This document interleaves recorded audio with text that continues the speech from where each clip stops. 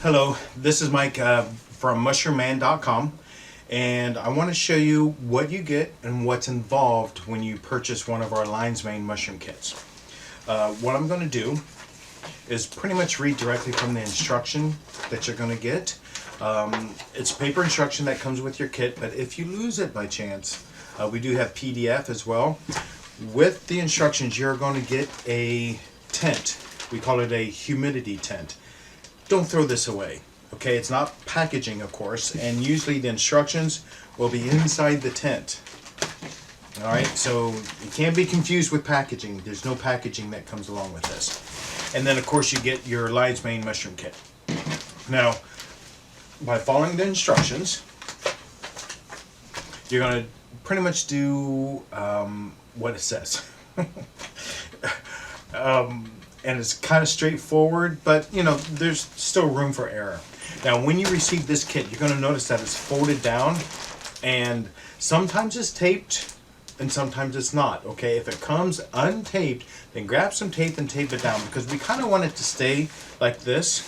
It's still going to be able to get air exchanged through this filter, but it's going to kind of keep the mushrooms from growing on top, because we don't want that. We want as much air out of this bag as possible so the mushrooms don't grow inside the bag. Okay, that's what we're trying to avoid. So when you receive the kit, first thing you're going to do is just put it in room temperature for approximately 2 weeks. This is a slightly colder variety, so it does do well in the low 70s, and most of the time that's kind of what the temperature is in your house. So this is most of the time you have a perfect environment for the Lion's Mane kit. So after 2 weeks, it's going to begin looking like this. Now, if you notice the difference here, this has become whitish and kind of marble-like. Like you see bigger streaks of white through here, and I'll get you a closer look.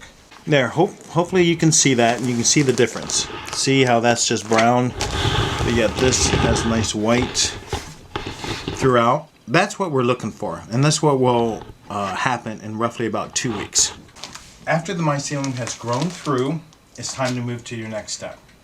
Now, sometimes people keep waiting and waiting, and then they realize, oh, maybe I'm waiting too long, because what will occur is mushrooms will start growing on the top.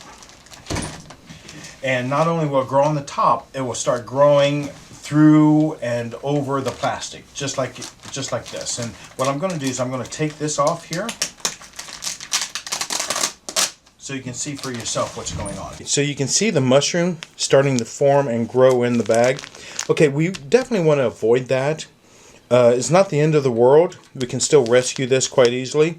But this is what we're just trying to avoid. So when you start to see mushrooms starting to grow on top, that's when you know you have to go to the next step immediately. So if this happens, it can still be saved. And we're going to show you how we save it. All we do is we're going to, of course, take the tape off the bottom so we can open up the bag.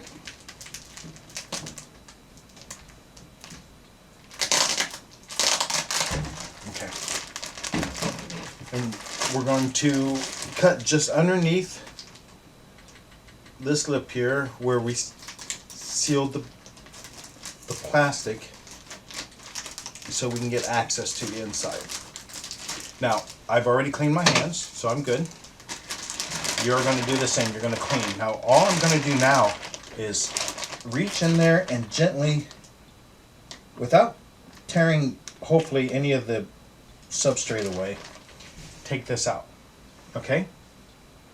Because if we don't do that, it's going to focus on growing that mushroom, and we want it to focus someplace else.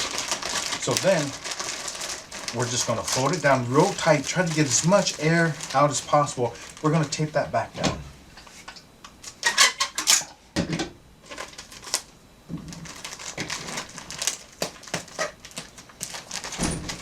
And we're good. So I'm going to read the instructions so we can kind of follow along. It says here in big red, huge, it says here, take the kit out of the box. Okay, if you don't take the kit out of the box, it will greatly stunt the mycelium process because it's not getting much air exchange and it's very dark.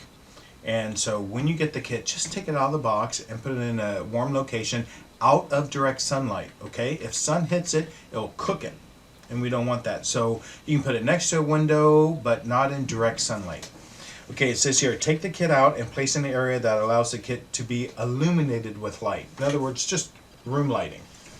Lion mane has a minimum of 15 days to wait, okay, for the mycelium to grow through. And there's a date on the label that we're going to gear ourselves from. This one just happened to be January 14th. So roughly the beginning of February would have been a good time to do this. It's a little bit past, and that's why we had mushrooms growing out on the top. Then it says here that depending on the temperature, it can take up to 21 days to be ready. Okay, and the best thing to do, just to make sure that the white has grown all the way through, we do leave our email address on here, so you can give me a quick an email with a picture, and then I can confirm if it's ready or not. It's not that difficult though. If there's white mycelium growing through, you're ready to go. If it's still brown looking like this, there's something wrong. So it says here, you can send us a picture of 15 days and we'll go ahead and confirm it for you. Then after the 15 or 20 day waiting period, the kit is mature and ready to grow mushrooms. Follow these instructions. So that's where we are now. 15 days or so, we're ready to move forward. It says here, place the kit on a regular dinner plate and place it in a location with indirect sunlight. We're just trying to tell you, don't put it in sunlight. It says, hint, if you can read this letter, you have enough light. So I can easily read this letter, so I know I have enough lighting. So we're going to grab a dinner plate, and we're going to place this on. Now, let me be clear. A dinner plate is what we prefer you to use. People use aquariums, they use tinfoil pans. We really want you to use a dinner plate.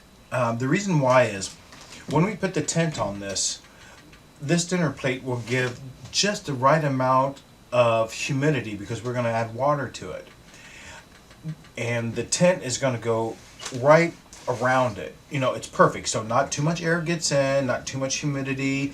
Everything's perfect. So if you deviate from the plate, then it may not turn out the way that it should. Okay? So just use a dinner plate. At this point, it says here, cut a small corner of the top of the bag so you can fold it down while allowing all the air to exit from the cut corner. Now what it means is, sometimes this bag will actually get air inside of it. Okay? If that happens, if you find that there's a bunch of air in it, I just like to squeeze it a little bit and air will come out, but sometimes there's a lot of air. Similar to this kit. There's a lot of air in it. So what do? You cut the corner a little bit and push all the air out and then fold it down like this and then tape it. That's what it's trying to suggest that you do. Okay?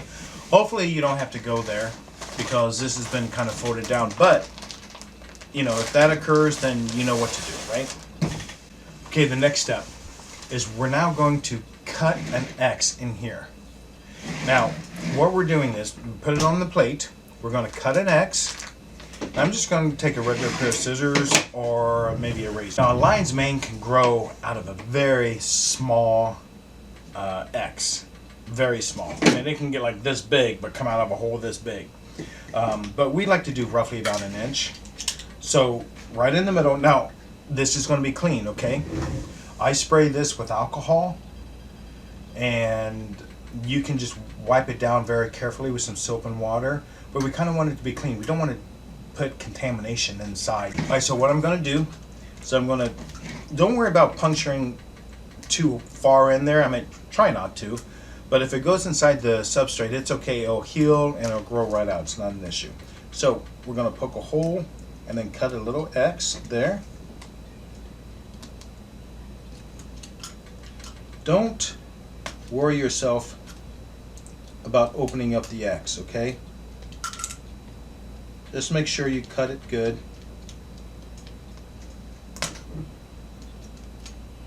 There, just like that. Now what's happening is air is rushing into that spot. It's telling the mushroom that this is enough air, this is the correct environment, and now you can start growing. So what will happen is over the course of usually 7 to 10 days, sometimes more, sometimes less, a mushroom will start poking out of there. Now, when it gets to be about a size of a marble or so, you're going to move to the next step. But so far we've cut an X, and now what we're going to do is we're going to find the location we want this to be, because we're going to add water to the plate, and you don't want to move the plate around once you put water in it. So I'm going to take water and I'm going to pour it into this plate, pour it onto the plate as much as I can, because I'm not going to be moving it, so you can pour quite a bit in there and just be careful as much as you can. And then we're going to take our humidity tent that we didn't throw away. We're going to fold it down a little bit here.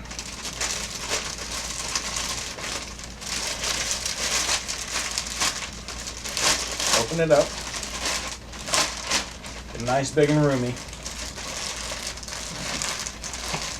And that's how we're going to do. Now it's going to be kind of loose on the bottom. We do want some air to get in through there, okay? So we don't want to really tighten it and tuck it underneath like this. We just kind of want it loose. Make sure it's got plenty of room on the inside. And the bag is stiff enough where it will just kind of stay up like this. Now, over the course of the next, usually 7 to 10 days, the mushroom will start to pop out of the X that you've created. And it will get to about the size of a, let's say about the size of a marble or a good sized marble. When that happens, it's time for us to start spraying the tent itself, okay? Now this is just part 1 of the series of instructions for this. And a lot of this ending will be edited out, hopefully, but if you're just now getting the kit, then this is going to be plenty of information for you for the next couple weeks. Now when you spray, we're just going to lift this tin up and just start spraying the inside. We want it, you know, misted really well. And then we're going to put it back down. Now, depending on its environment, you may have to spray 2-3 times a day. Other times, you know, just once or twice. Usually, at the very least, twice a day. I usually do it in the morning and then before I go to bed, but whatever. Anytime you walk past your kit and you notice that there's not moist on the inside of the tent, then you got to spray again. Again, very simple. Lift, spray real good, put it back down over top. Okay? Now, when the mushroom starts to grow, you're going to need to get more space there, of course, and stick it out so it can grow. Now, I suggested you put a towel underneath this plate because the tent will run some water down. If you have it on a nice wooden table or something, it could kind of ruin the surface. We don't want that. So put a towel underneath it to be safe. But that's pretty much it. Okay, and that's the end of the first half of the video. When it actually starts to grow out, we'll come back. I'll do some editing, and then we'll just keep going forward with the instructions, okay? Okay, so it's been about 7 to 10 days, and I've done nothing at all to this mushroom kit. I just have water on the plate. I put the humidity tent over top. It did accumulate some moisture on the tent because of the water that's on the plate, but other than that, I mean, I haven't done anything. I just let it set. So, what has happened? After about 7 to 10 days, you're going to see if the conditions are right. The mushroom will start to pop out. We ask that you wait until it's roughly about the size of a large marble before going on to the next step. Here's the lion's mane poking out. Get a good look at it. When it gets to be about this size, we need to start raising the humidity so it gets nice and large. So what we want to look for at this point, do we have mushrooms growing inside the bag? Because that will take away from the size of this mushroom here, and we just happen to have mushrooms growing inside this bag that I would actually like to remove. If we can keep the mushrooms from growing inside the bag, we're better off, because they don't have the right CO2 and they may come out very bitter, and we don't want that. So I want to show you what's going on inside this bag. As you see here, there are mushrooms growing inside the bag, and we definitely want to remove those. This is a very simple process. We're going to carefully cut underneath where it has been sealed to open up the bag. And with clean hands, my hands have been cleaned, we're going to reach down in there and gently pull these mushrooms out. See?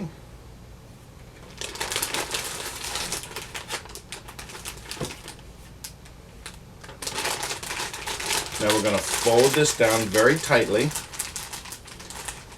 and I like to tape it down just so it doesn't fold back up. Chances are it's going to be a little wet, so we'll dry that off a bit so we get a good tape. Let's just take a little bit of my box tape here.